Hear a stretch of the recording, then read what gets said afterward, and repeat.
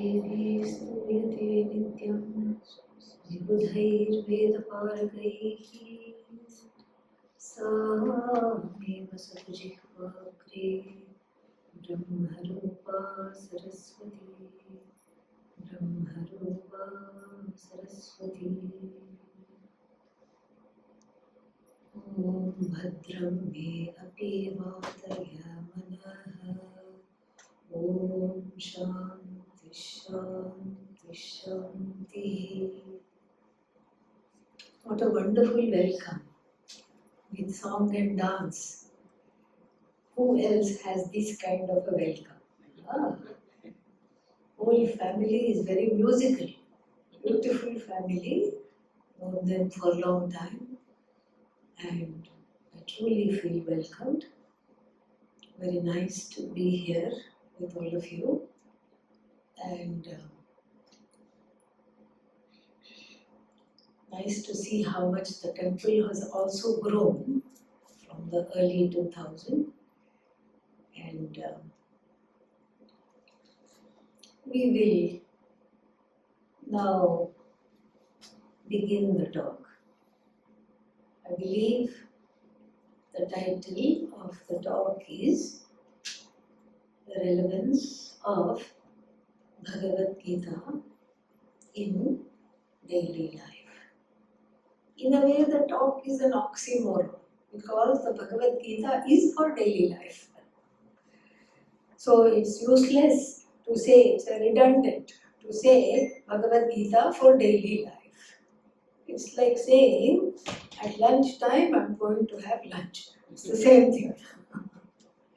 Bhagavad Gita is for daily life. It's not for weekly life. It's not for some, it's not for some annual event. It is for daily life alone. Because the Upanishads, which are the primary source of this knowledge, and what is this knowledge for? To know that one is free. That is the purpose of this knowledge. And that freedom, the Sanskrit word for that is moksha. Freedom from what, if you ask? We say freedom from whatever you don't want. And the list of whatever we don't want is how long? Even if we start making a list today, whole weekend, if we take next weekend also, it will not complete. This many things are there on the list of what we don't want. Starting with wrinkles, grey hair, too much weight, so many things we don't want. Any kind of disturbance we don't want. In the family life, any disturbance we don't want. Interpersonal disturbance we don't want. Disturbance from the elements we don't want. Disturbance from our own karma, which is Bhagavan, coming in the form of what? Karma, phala, results of action. That also we don't want. We want only selectively. We want only punya. Papa, bye-bye. We don't want. So many things we don't want. And this is what is the purpose of Vedanta. That knowledge which comes at the end of the Vedas. Finally, how do you get all the things you don't want? How do you get freedom? That is, from all the things you don't want. This is the purport, this is the vision of Vedanta. Because if we start looking at each and everything, okay, I don't want this, whatever this is, I don't want disturbance. I want to lead a peaceful life. If we start looking at each of the things we do not want, we find that all of them have something in common. And what is that? What we have in common is that I want to be free. And the other thing we can see when we look at all the things we don't want is that it is very difficult to eliminate them one by one. Most of the things are not in our hands. And all the things that we don't want in the Shastra is called Ashanti. What is Ashanti? At least show me one sign of life so we can move on. What is Ashanti? Not peace. Yeah. No, Ashanti. Ashanti. That's what it is. Shanti means peace. Ashanti means going to pieces. That is what Ashanti is. Don't want Ashanti of any kind is not wanted by us. And so the goal of human life is what? Shanti. How are you going to get Shanti in the midst of all this Ashanti? How do you get? Unless you happen to be married to somebody called Shanti. It is not possible. Not at all possible. How are we going to gain this Shanti? Because all the things that we cannot control are called disturbances.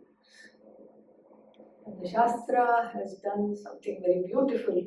The Shastra has classified this Ashanti into three. One is, what is that? Adhidaivika Ashanti. Centered on Bhagavan. Centered on the various Adhishthana Devata, presiding deities of various kinds. There is Ashanti, disturbance. And this disturbance is in everyday life only. This is the disturbance. Centered on the Bhagavan, there is Ashanti. And what is this Ashanti? I never get what I want. I always get what I don't want. Double helping what I don't want. Not even a single helping of what I want. This is what happens. And also, included in this Ashanti are things we cannot predict. Tsunami, and what else? Earthquakes, floods. These comprise what is called Adhidaivika Ashanti. Cannot control. We think we can control everything, but we cannot control anything. It is just an abhasa of control. Abhasa means just a feeling, just a false feeling of control.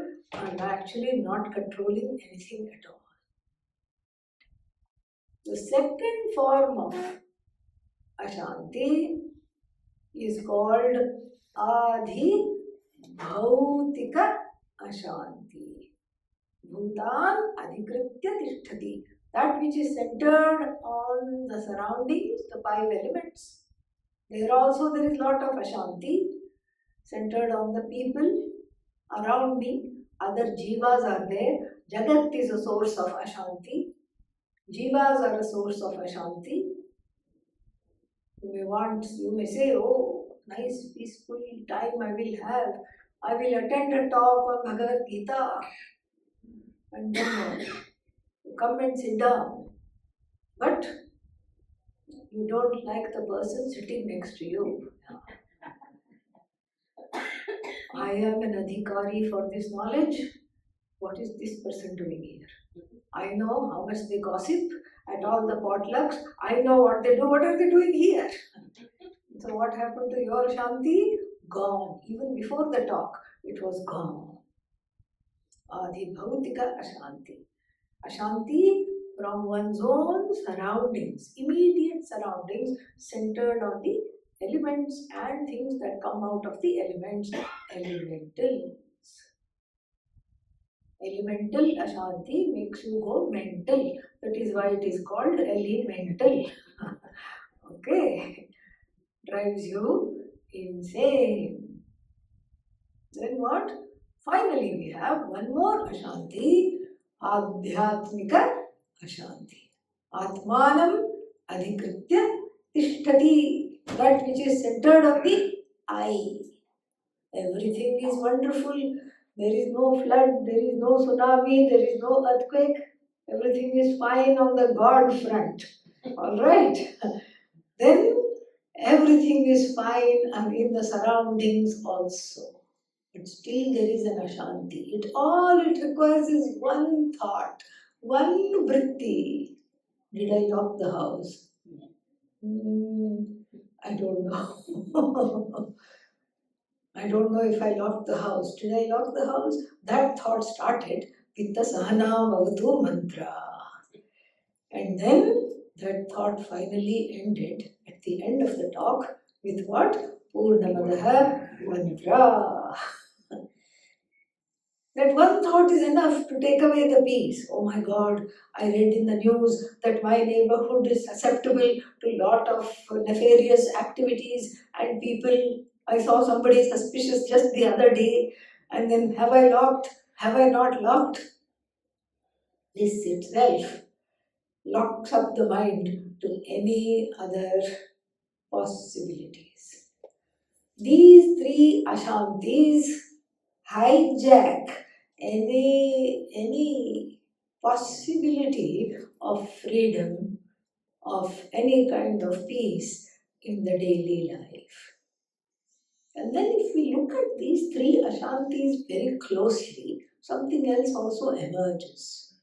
Because the first Ashanti, what do you do for Adhidaivika Ashanti? Go next door. All the various gallery of gods are there. Go pray for this Ashanti to be removed. But again, it's not in our hands. You can pray, and if the prarabdha, individual prarabdha and collective prarabdha also not too strong, then perhaps it will alleviate. So this, the Adhidaivika Ashanti, to a certain extent, to a small extent, can be removed by prayer perhaps. And then what do you do for Adhibhautika Ashanti? Being around situations and people that cause you stress. What can you do? Run away from there. Okay? Yeah. That sounds good. I will run away. Then you run away and then go to the next place, next town, next group of people, and then again that same Ashanti takes place because the Ashanti was not centered around people, even though we call it that. It was centered around one's own karma. You can run away from people, you can run away from uncomfortable situations, you can run away from all kinds of things, but you cannot run away from yourself. That karma will continue. Wherever you go, there you are. So then, not much control over Adhibhautika Ashanti also. Running away is not a solution, as Arjuna is going to be told in the Bhagavad Gita. Then, what is Adhyatmika Ashanti? Adhyatmika Ashanti is grief, fear, anxiety centered on oneself. Is there a upaya, a parihara for this? What do you do when we have Adhyatmika Ashanti? What do people generally do? What do they do? To alleviate. Go to a movie. Go to the mall. 2 hours respite. Watch some TV. Go to a party. Even though you don't like anybody there, you still go. Why? Because I can't stand myself more than I can't stand the people there. So we drown out this Ashanti by remaining busy all the time. And in this culture, this busyness is everybody's business. In fact, they like to be busy. What is the first thing we ask? What is your name? Next thing, what do you do? And that is rewarded. Yeah. So if you go and say proudly, I am unemployed and I am unemployable also, you think that people are going to give you any time of the day? No. In fact, even if you're not doing anything, you make up stuff. You tell everybody. Even if you're in between jobs, you say, yes, I am, I'm taking a break. I have already applied here. I'm waiting to hear. You have to, the Western society, in the Western society, there is a great premium on what? On being a doer. And what does Vedanta say? You are a non-doer. Big contradiction between this lifestyle that we lead here and the ancient knowledge that has been given to us by all the rishis in the parampara, which says what? You are a human being. You are not a doing. You are a being. All you have to do is just be yourself. And that being oneself is itself the road to and the goal, the destination of this Shanti. So this Adhyatmika Shanti, what can we do about it? Don't say nothing, okay? Yeah. That is not the correct answer. What can we do about Adhyatmika Shanti? To do Atma-Vichar, self-inquiry. And usually, it has to come to a boil. This Adhyatmika Shanti has to come to a boil for somebody to come to Vedanta Shastra, somebody to even come and listen to a talk on Bhagavad Gita. It has to go agitate and then come to a boil. The Ashanti has to become unbearable enough so that one seeks a new solution. This is what happened to Arjuna. Arjuna was not interested in Vedanta at all.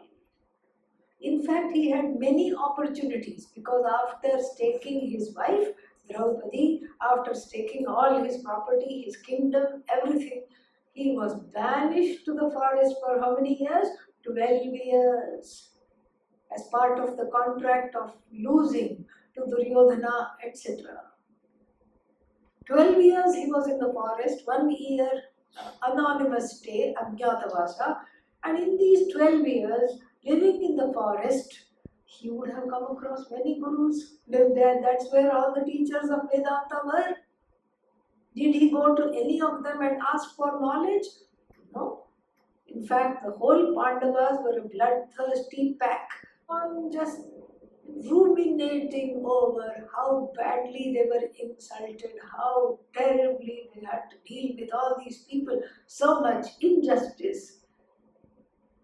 And when will the war take place? So I'm imagining that any guru they met, any rishi they met, what did they ask for? A blessing to win the war. They just were always plotting, how will I kill Duryodhana? How will I kill Dushasana? And talk of bloodthirstiness, Draupadi took a vow because in that public assembly, Dushasana had insulted her by trying to disrobe her, and then this one Duryodhana said to indicated his lap and asked her to come and sit on his lap. Terrible insult. So she said, I'm not going to comb my hair until and unless I get oil anointed with the blood drawn from Duryodhana's thigh. How dare he ask me to come and sit on his lap? This was their mental conditioning. They were not interested in Adhyatmika Shanti, Adhi Bhautika Shanti, Adhi Daivika Shanti. They were not interested at all. They were just like, when will these 12 years get over? When will that last year get over? When will we fight these idiotic people? And that's how the war was declared. In fact, even Lord Krishna tried to mediate. He was not successful. This is some place where people get confused. Bhagavan is all powerful. Why couldn't he stop the war? If he is Bhagavan, he should be able to stop the war. Why didn't he stop the war? Bhagavan cannot go against Bhagavan. Okay? That is why he couldn't stop the war, because the prarabdha was very strong. What is prarabdha? Karma phala. What is karma phala? Manifestation of Bhagavan in the form of the karmic order. This is why he couldn't do anything. He told them, give them 5 principalities, they will leave you in peace. First give them half the kingdom. No. Give them 5 principalities. No. Give them 1 principality with 5 houses. No. Give them 1 house with 5 rooms. No. Give them 1 room with 5 corners where they can live peacefully. No. And Duryodhana said, don't bother. Don't say give them 1 corner now. Don't do anything, because I will not give them as much land as is, even as much land as is occupied by the tip of a needle, which is no land at all. War was declared. Everybody started to blow their conch shells. Conch shells also have fancy names. What was the name of Lord Krishna's conch shell? Panchajanya, very good.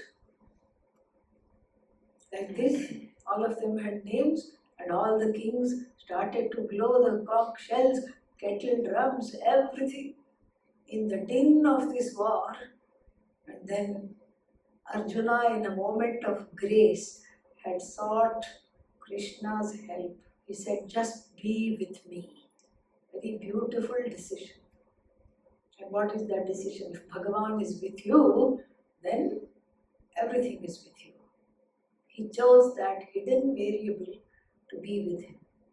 And the Lord said, I'm not going to fight. Look at my house, it has a Swiss flag, neutral. We are not going to fight with anybody. No, you please be with me. And Duryodhana takes away the fighting army. That's why they have 18 units.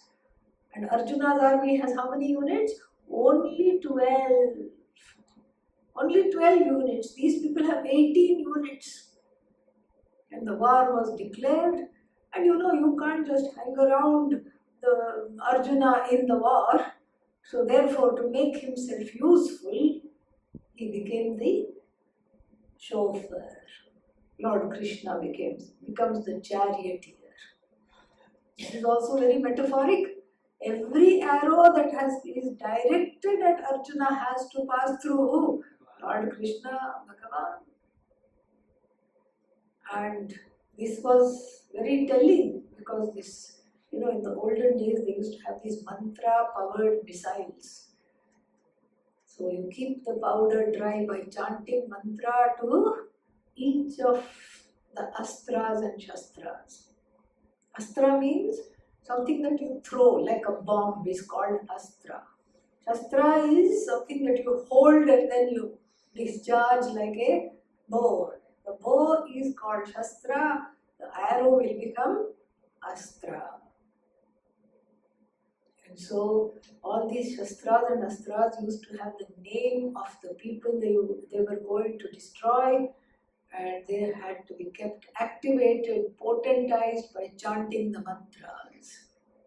Karna, who had joined Duryodhana because he had his own gripes, Karna had prayed and got this Nagastra, something that will definitely kill, with Arjuna's name on it.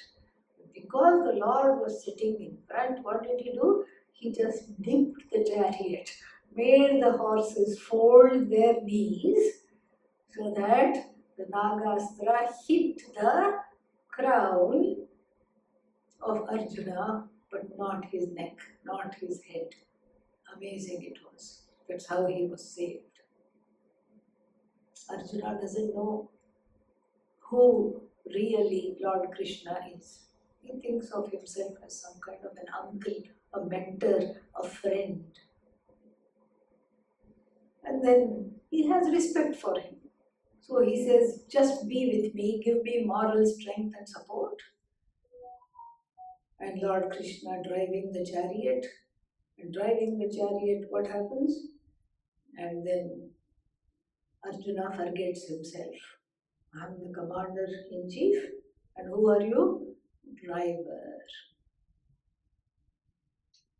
Hey Achyuta, oh Krishna, no Bhagavan, nothing. Hey Achyuta, Ratham Sthapaya me, put my, it's an order. You know, in Sanskrit we have one particular mood which is tense, which is an order. Put my chariot. Put my chariot?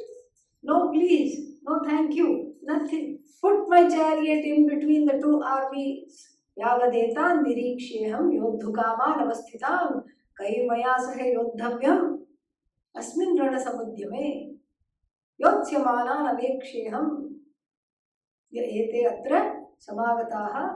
Who are all these people gathered here? Let me look at this army. Let me look at all these people. Who are these people? Who are these idiots that dare to fight with me?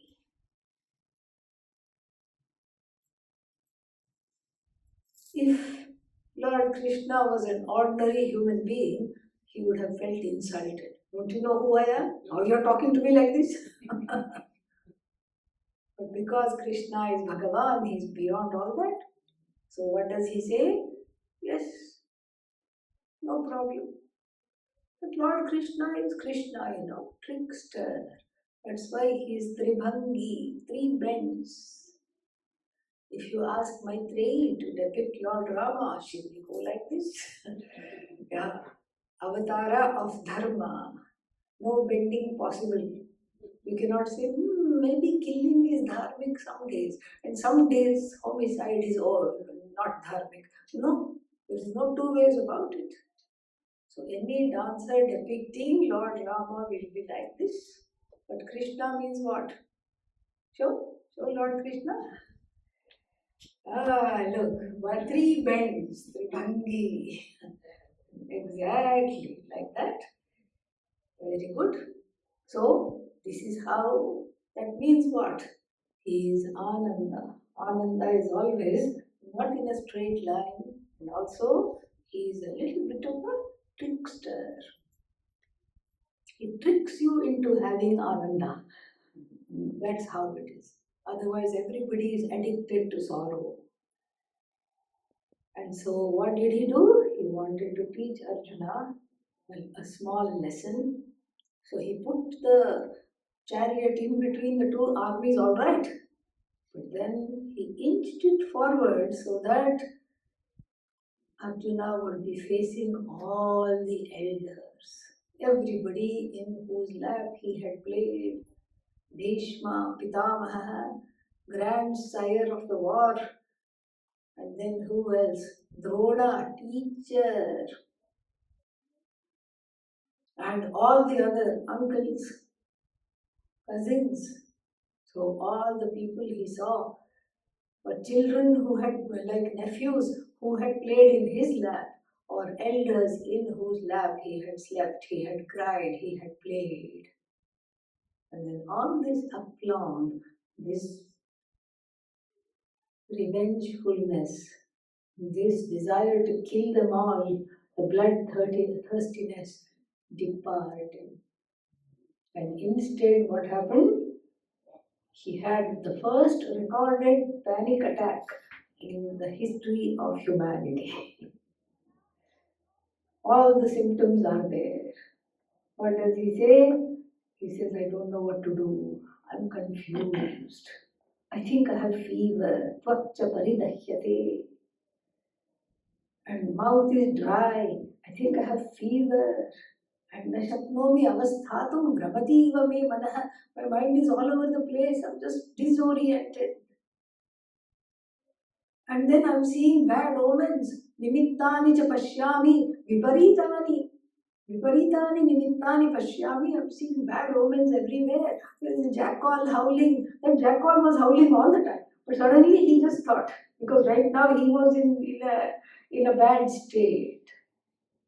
And I tell you that if the paper bag had been invented in those days, then we would have not had Bhagavad Gita. Because Lord Krishna would have given him the paper bag and said, breathe into the paper bag. Apparently, when you're panicked, if you breathe into a bag, then a little bit of CO2 helps to bring down the panic. But that was not there. So therefore, we are happy that instead of paper bag, Bhagavan gave Vedanta. He just did not know what to do. He said, everywhere I look, I have a dead end. I just feel deadened. I'm sick of this war. How can I kill my teachers? How can I kill my grandfather? How can I kill all the elders? This is Arjuna's daily life. This is the daily life. Where I said, nobody comes walking into Vedanta. One is coming, dragged, kicking and screaming. It has to reach a certain critical point in the life, and then only somebody walks in. That is how it happens. Somebody walks in just because of this sankata. What to do, I don't know. How to be, I don't know. And whatever I'm doing is not working. This is very important. If whatever I'm doing is working, then there is no reason to come to this teaching. But Arjuna was caught in a bind. He is a prominent warrior, and you cannot leave the war. How can you leave the war? It will be a dereliction of duty. Even now, if you are enlisted in the military and you run away, you are subject to court martial. Even now, you cannot run away. What other option is left? No other option is left. But being the Vedic culture, one option he could see. What was that? Go on Amazon.com and orange dhoti order. Yeah, what is that option? Sannyasa. When the going gets tough, the tough get going. This is what he wanted. And sannyasa is very nice. Wonderful. People dance for you, people sing for you. How nice. All you have to do is sit and enjoy. How nice. Beautiful it is. Sannyasa, he thought from Kurukshetra to Haridwar, one day he can walk and go sit under a tree. And then what? Just grow a beard. Yeah, so that nobody recognizes him. And then he can have a signed, sealed and delivered, what is that, freedom from this war which he doesn't want. This is what was his idea. The Lord puts an end to that idea. Immediately in the second chapter itself. He says, you think you can go sit under a tree? As they are giving you some money, they will first look at your face. Arjuna! Yeah. Yes. And instead of giving you money, they'll spit in your bowl. They'll say, do you know what happened as a result? Duryodhana is reigning and we are subject to his reign of terror. How could you do this to us? Everybody is going to do chi, thu, all kinds of things. And Lord Krishna says, the kind of curse words they will use for you, I cannot tell in the Bhagavad Gita.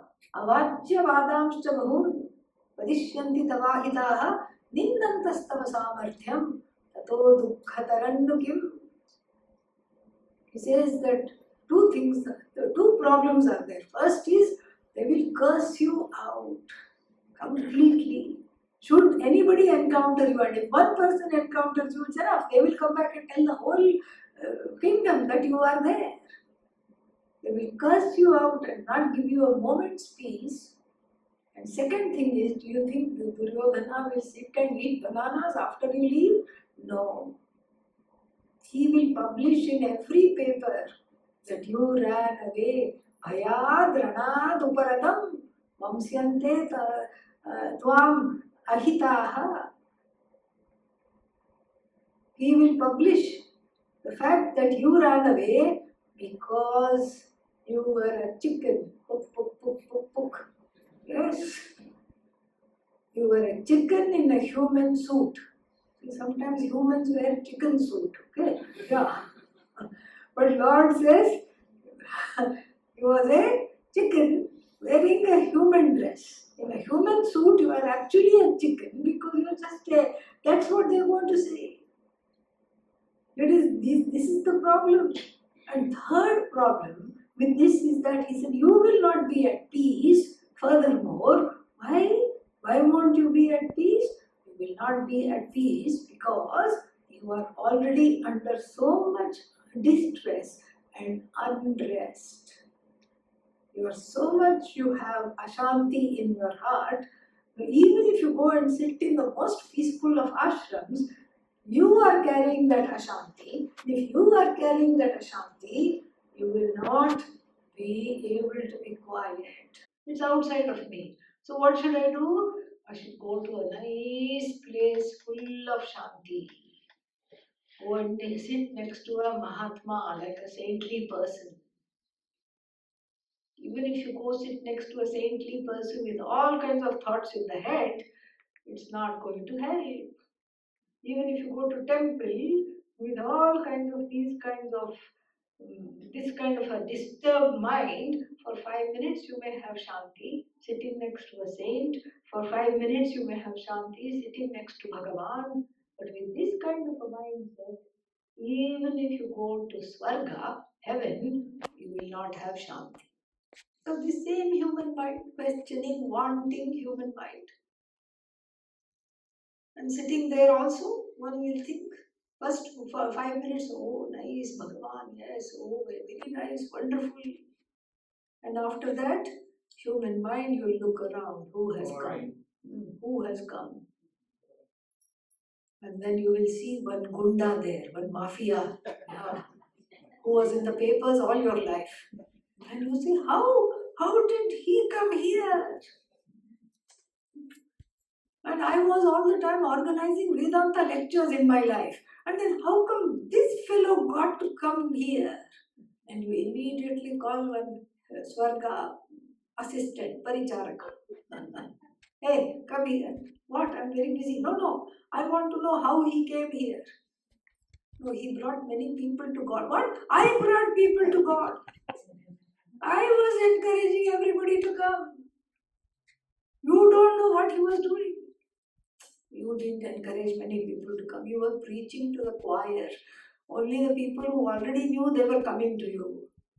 And then when you organize the lectures in Vedanta class, everybody gets the best sleep, all right? Yeah.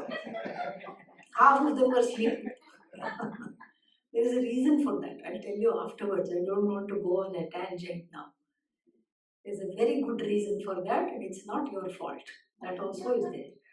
So then what happened was that you didn't bring people to God. You think he brought people to God? Yes. Because when he was out and about, everybody said, oh my God, oh my God, oh my God. And they remembered Bhagavan immediately. So therefore, he brought many more people to God. And sitting right in front of Bhagavan, you get depressed. Even going to lokas is not a solution. Even though when somebody passes away, unfortunately, what do we say? Such and such a person got moksha. They did not get moksha. They only got moksha from you. Okay? Yeah. They did not get moksha. Because why? Kshine punye, the same Bhagavad Gita tells, Martya lokam vishanti. Tam bhuktva swargalokam vishalam. Having gained swarga and enjoyed the things there, and when the punya is the currency with which you go to swarga, and the traveler's checks in the form of punya are gone, And then what do you have to do? End of holiday, you come back. Yeah. Here you were staying in Holiday Inn, as Puja Swamiji would say. There you go for holiday out. Finished. And then you come back again, repeatedly, until this problem is solved.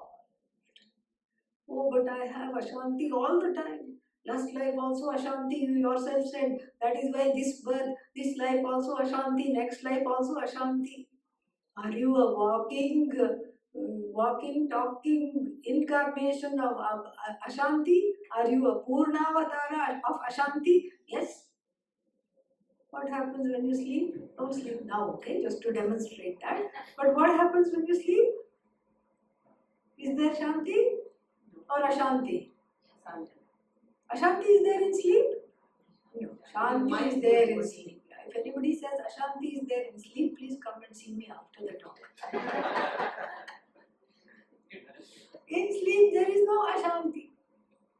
There is no Ashanti at all. Why? Because you are not there. That is why. The complaining you, the wanting you, the demanding you is not there. That is why there is Shanti. In sleep, there is total Shanti. That's how I know that's what I want. Even in the waking place, waking time also there is Shanti. Even some silly joke you hear, you laugh. When a small child told me this joke, why was the math book very, very sad? Huh? Why? Too many problems. Because it was full of problems. Silly joke. 8-year-old girl told me this recently, and so you can imagine. But still we laugh. What happened to the credit card debt? What happened to Adhyatmika Ashanti? What happened to Adi Bhautika Ashanti? What happened to Karmik Ashanti? Adi Daivika Ashanti? Still there. But I am able to press the override button, which means that Ashanti is not intrinsic to me. And Shanti and Ashanti are opposites, right? So if Ashanti is not intrinsic to me, if it is an incidental expression in the life, then what is intrinsic to me must be what? Shanti. So this Shanti is already there. It has to be discovered. And the discovery of that, the process of discovering that is called Shreyo Marga, the road of Shreyas. And if after knowing that we still go for prayers, all we can say is what? Pray for us. That's all we have to say. That's all we have to say. We can't say anything else at all. So therefore, Lord Krishna starts his teaching by saying there's only one problem with you, Arjuna. You are grieving over that which must not be grieved over, which does not deserve grief. There's only two things in the world. What are those two things? I, Atma. The meaning of I is what? Atma. In Sanskrit, I means Atma.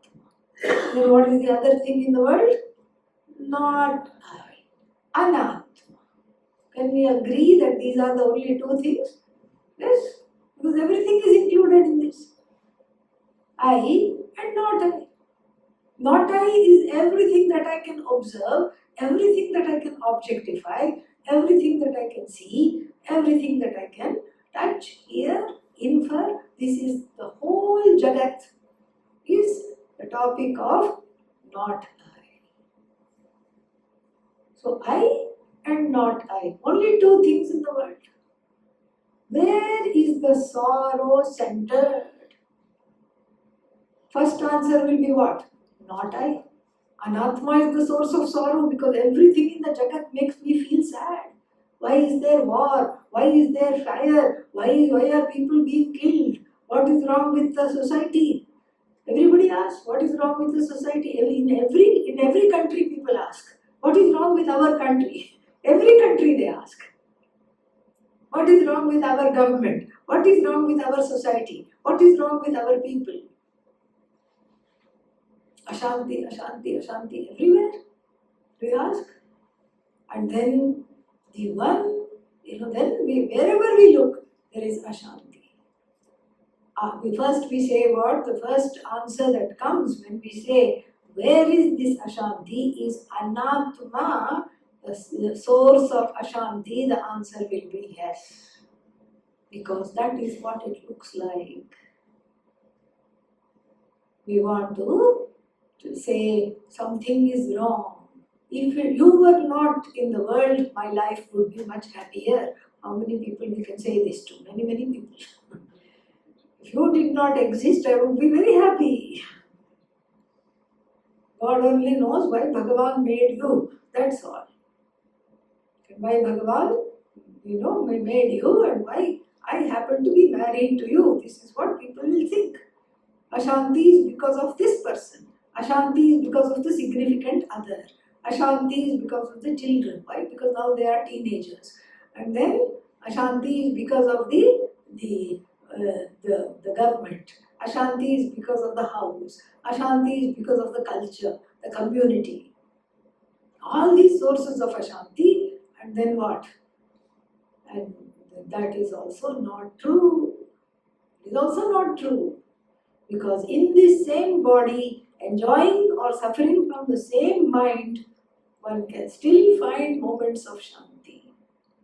So it is not true that Anatma is the source of Ashanti, because that which is the source of Ashanti for you is the source of Shanti for somebody else. Okay, then Atma must be a source of Ashanti, that is what we will say. Atma cannot be a source of Ashanti. Why? Because the Bhagavad Gita says and the Upanishads say Atma is Ananda. Ashanti and Ananda are opposites. Ashanti means fear. Ashanti means sorrow, anxiety, depression. Atma is free of all that. All you need to understand is what happens in sleep. You are free of all that.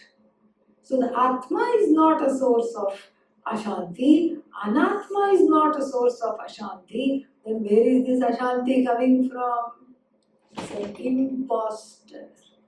This is what we call Mithya. Imposter. It is an imposter in the sense that it is a... You can sit down, Yeah, I didn't see that you were standing. Please sit. There are places there. Please go sit.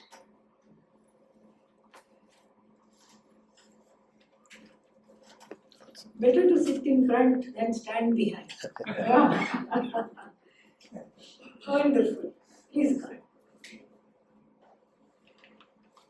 This I cannot be a source of Ashanti. Why? Because I love myself. It is what it is. Even though the person may say I suffer from self-loath, that is only relatively speaking. Atma is the source of love. Atma is this, because everything I do is for whom? Myself. Is to make myself happy. All the effort, all this. So therefore what? Atma is not the source of unhappiness. Anatma is not the source of unhappiness. And yet you are crying. That means what? You are grieving over that which must not be grieved over. Lord Krishna can get away saying that. If your friend is sad and you say that, at your own risk you would say that. Okay? There you have to commiserate. Oh, such a terrible thing happened, so sorry, you have to say. But Lord Krishna is teaching. That's why he can get away with saying that, because this is not some kind of a commiserating, this is teaching. And the teaching is the fact. It's the fact, it's a demonstrable fact that Anatma cannot be the cause of sorrow. Atma is not the cause of sorrow. So where is this sorrow coming from? And how come you are giving yourself into this sorrow? This is not the Arjuna I know. This is what you have to understand. And why is Atma not the source of sorrow? Because the source of sorrow is always that which is coming to an end. Atma is not coming to an end.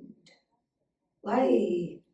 Achedyo ayam, adahyoyam, Apledyo ashoshya evacha nityas sarvagatasthānuhu achaloyam sanatana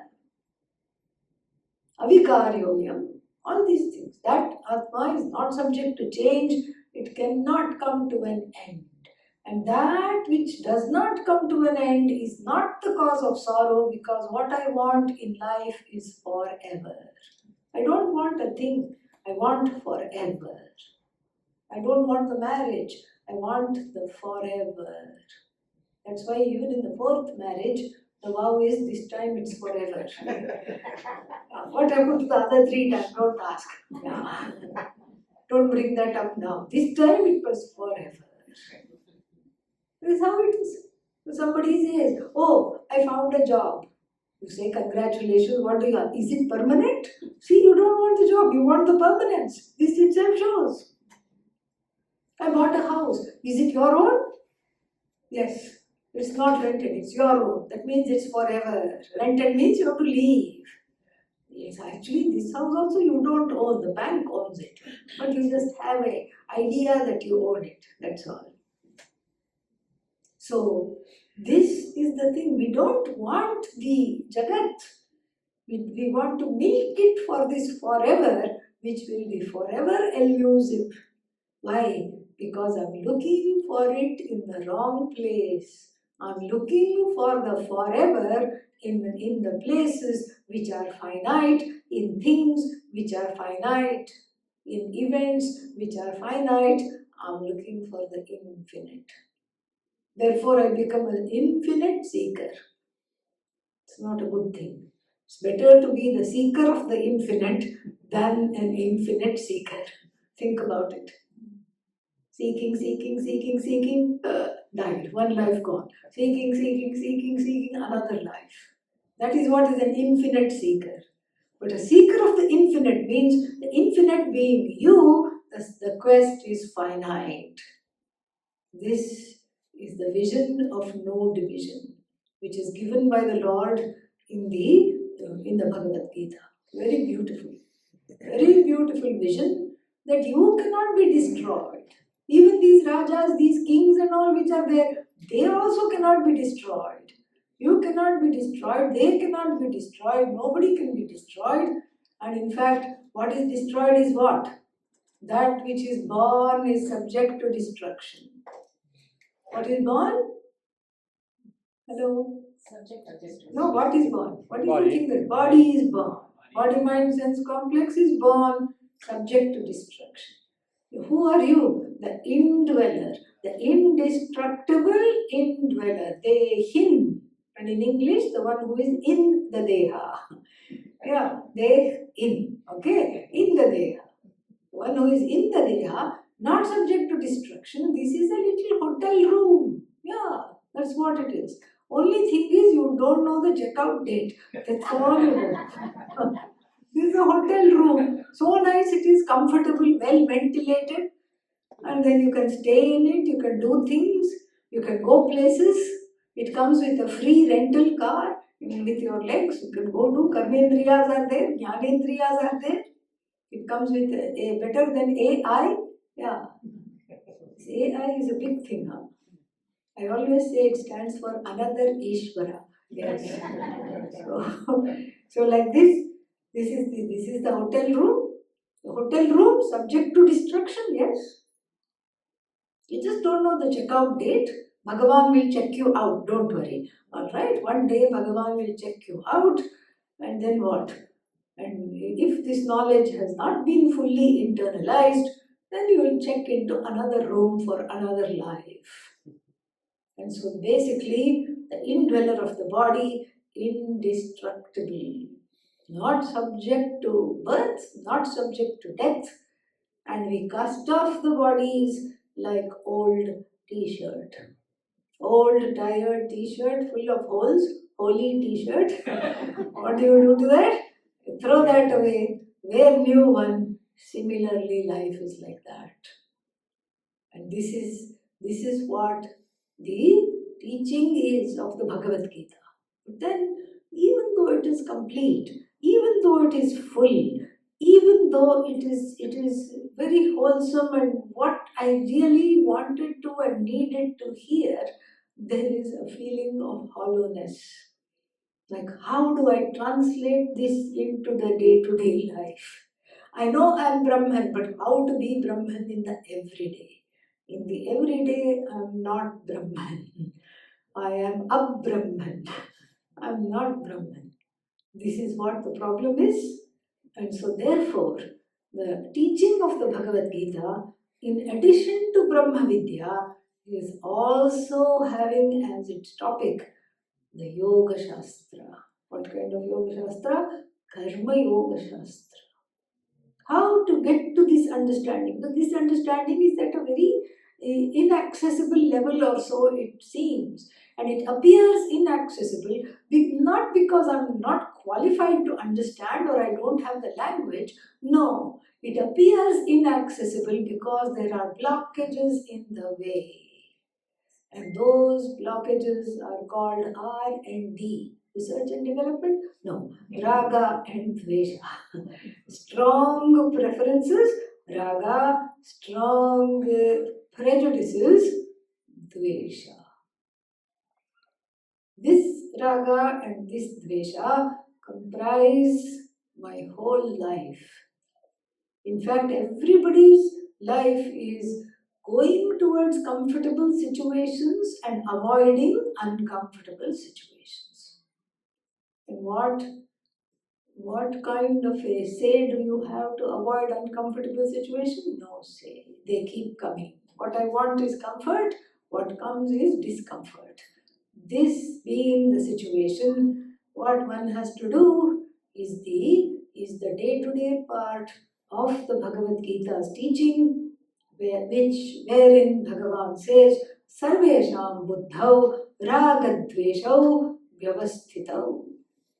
In every head, raga and dvesha are already given, in every buddhi. Oh, why didn't you tell me this earlier?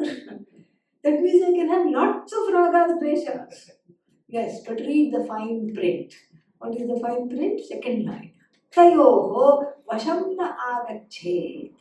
Tau hi asya paripanthinam. Don't come under their spell, Arjuna. They are inimical to your spiritual, emotional growth.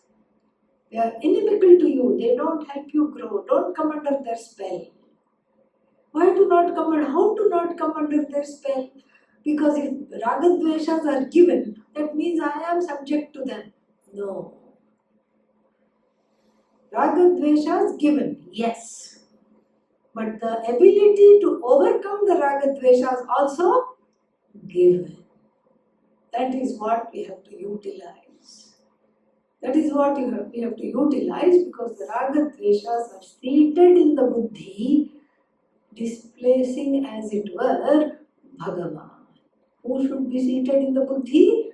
Bhagavan should be seated in the buddhi. Instead, ragadveshas are seated in the buddhi. Bhagavan has been gagged and bound and put aside. This is why we have to reclaim that inner Bhagavan and have darshan after the obfuscation of ragadveshas go away. How to make ragadveshas tame? Not easy. Especially in the West, which is, what is that? Bhoga Bhumi. A land of instant gratification. I think of it and I can just, you want some food, something, what is that? Some dash. What is it? Door dash, yeah. Door crash. Door dash and then you crash. That's what it is. So I want something, door dash. And then instant gratification. I want it so quickly, I Google where it is and then I have it come to my doorstep. This is not yoga bhumi. It is not the bhumi for karma yoga. Still we have to practice despite this challenge. And then otherwise, from bhoga bhumi, what will it become? Roga bhumi. That is what will happen. So therefore, the ragadveshas, the taming of the ragadveshas is done very beautifully in the Bhagavad Gita by prescribing a lifestyle that prioritizes what you have to do over what you need to do or want to do. Not need, want to do. This is the Kurukshetra here. I want to do something. That is the inner Duryodhana talking, and then inner Krishna says, you have all these things that you need to do. You have all these things you need to do, you have to do, and what I have to do has to gain priority over what I like to do. This is Karma Yoga in one sentence. I grow from a person who does as he or she likes, who does whatever I like, I grow from that kind of a person to a person who likes whatever there is to do. You see that growth that has taken place already. Because I can't do whatever I like. There are rules. I want to go 100 miles on the freeway. Can you go? No. There will be rules. 70, 70, 70, 70. There will be rules. Every 5 minutes you will see that board. And then I want to be married to 10 people at once. No, not possible. Even one marriage is difficult to sustain, okay? Yeah. But people have such ragas, there are there. And it goes under many names now. What is that? What is something? Huh? Not polygamy. Thank you, she knows. Polyamorous means I love many people at once. Everybody thinks they are Bhagavan Krishna, okay? Yes. They don't know what to emulate. And they don't understand all this is metaphorical. All the gopis are not wives, they are jivas. They are jivas dedicated, wedded to Bhagavan. They were all married. Even their husbands were in love with the Lord. That is what it is. So, just because I want to get married to 10 people at once, not possible. I want to steal from my job, not possible. Certain things you cannot do. And certain things you grow out of doing by prioritizing a dharmic lifestyle, a lifestyle of dharma, because dharma is not a mandate of Bhagavan, it's a manifestation of Ishvara. So there is no karma yoga without bringing Ishvara into one's life, and when Ishvara comes into one's life, then dharma has come into one's life. Dharma, Ishvara, all these things, this is what is very important, and dharma comes into the life, Ishvara comes into the life, and then this is because dharma is Ishvara. Dharma is not a rule of Ishvara, dharma is incarnation of Bhagavan. And so I have to bring dharma into my life. Very easy to be dharmic when everything is going my way. No problem. Yes, I can be dharmic. I do all the right things. Immediately one finds out how difficult it is to be dharmic when nothing goes your way.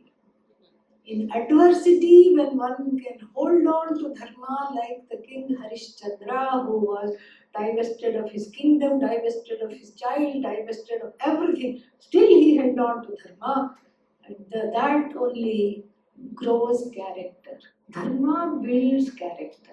So the first component of Karma Yoga is to be wedded to Bhagavan in the form of dharma. Now what is this dharma? This dharma has 3 components. One is samanya dharma, that which is wrong no matter what.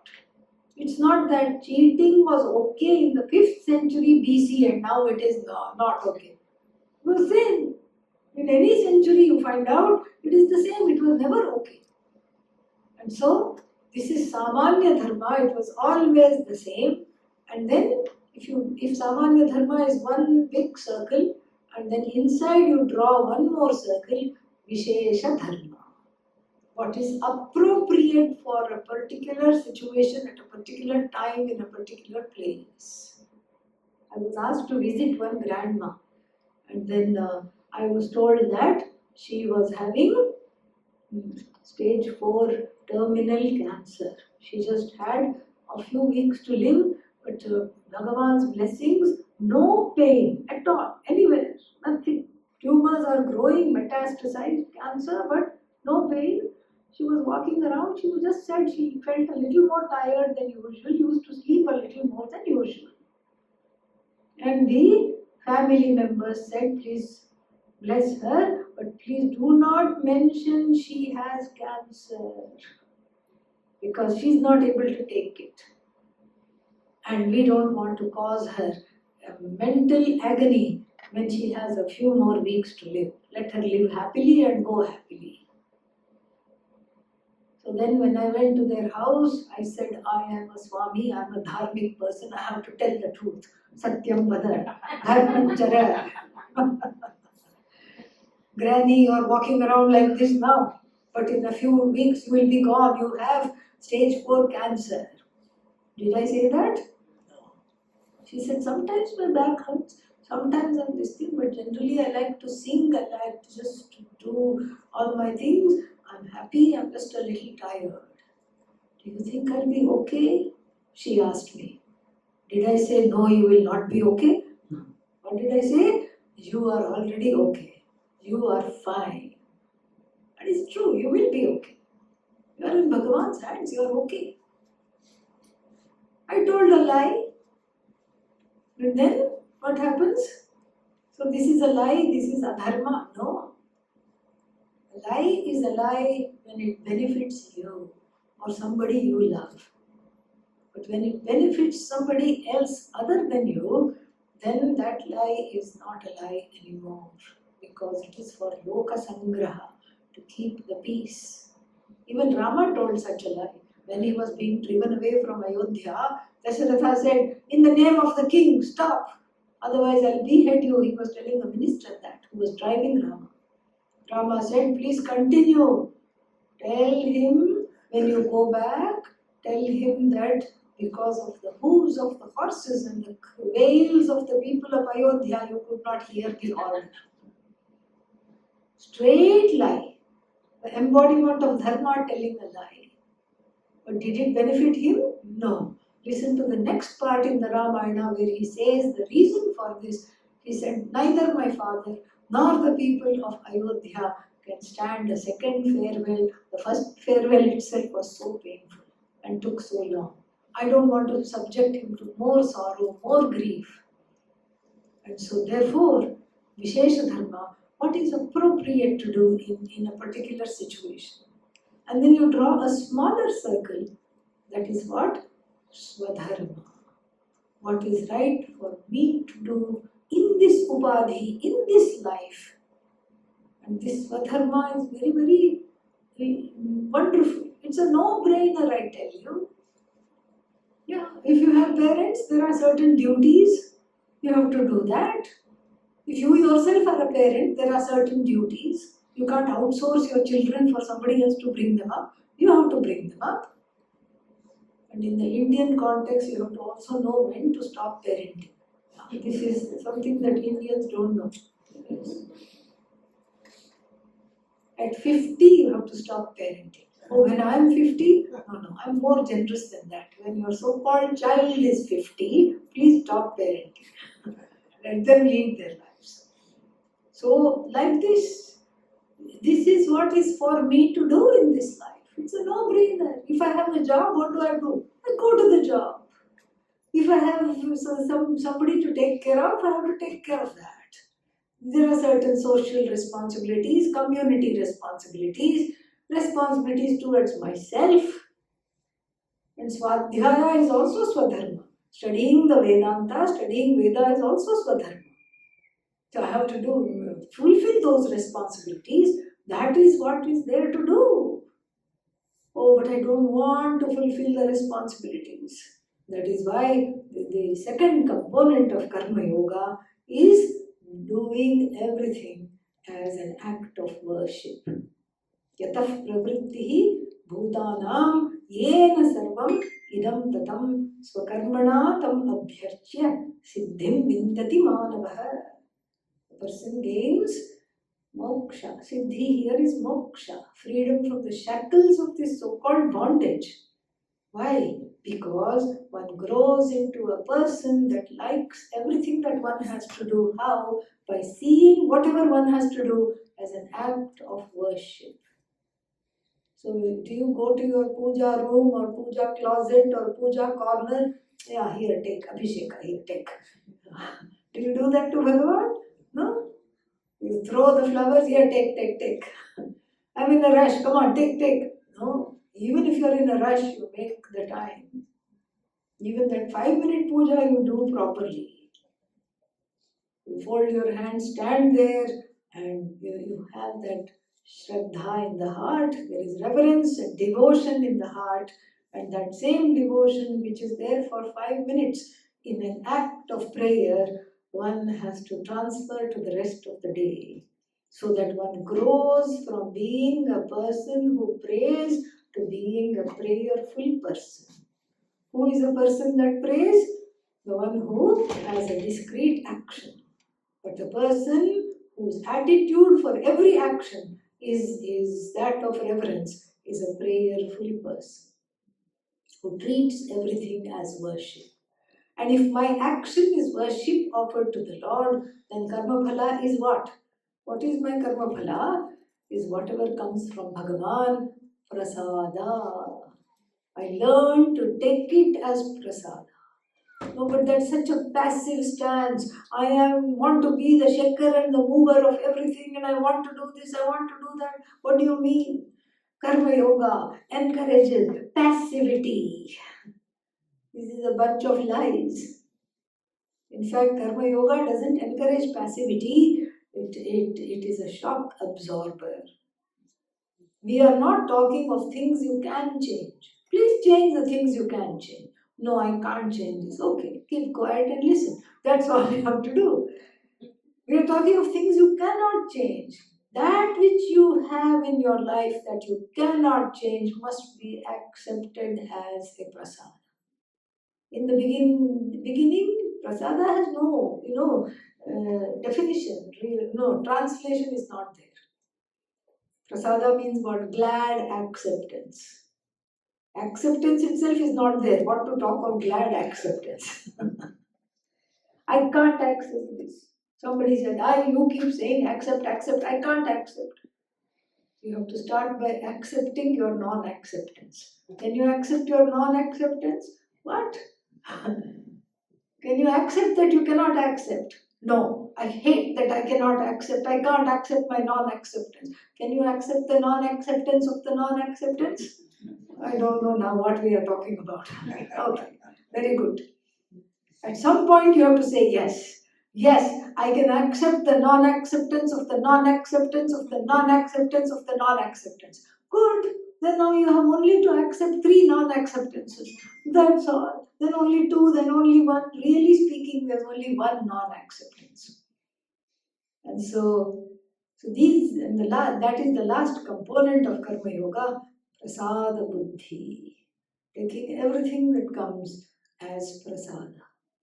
And that is where the raga dveshas, they have pacifiers and they go to sleep. They do not trouble you in your quest to have inner darshan of Bhagavan, who is there, who is like the Sarathi of your life, just like Bhagavan was the Sarathi of Arjuna's life, Arjuna's chariot. And the Kathopanishad also says the same thing. Atmanam Rathinam Vidhi. You are the owner of this chariot. What is this chariot? Body. Some people have very nice vintage antique chariot, wonderful. Some people have Loda chariot which is going to fall off. From birth itself it is like that. What to do? This is the chariot I was given. And then I have to take it for, some people don't have to take their car for oil change for a long time, it is fine. And then it runs on air or whatever it is. But here some cars need a lot of maintenance all the time.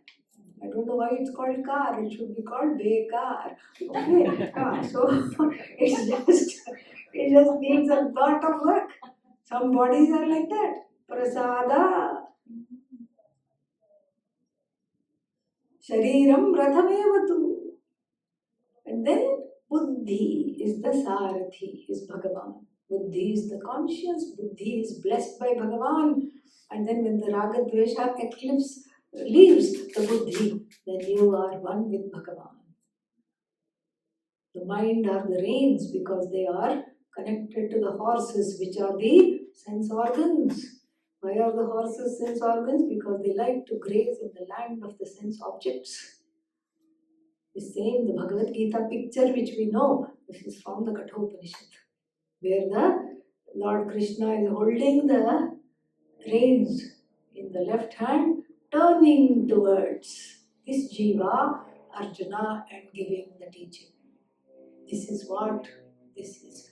So the Brahma Vidya, which is the subject matter of the Upanishad, and the Yoga Shastra, the committed lifestyle for this, understanding this vision, both of them are a package deal. And then what happens?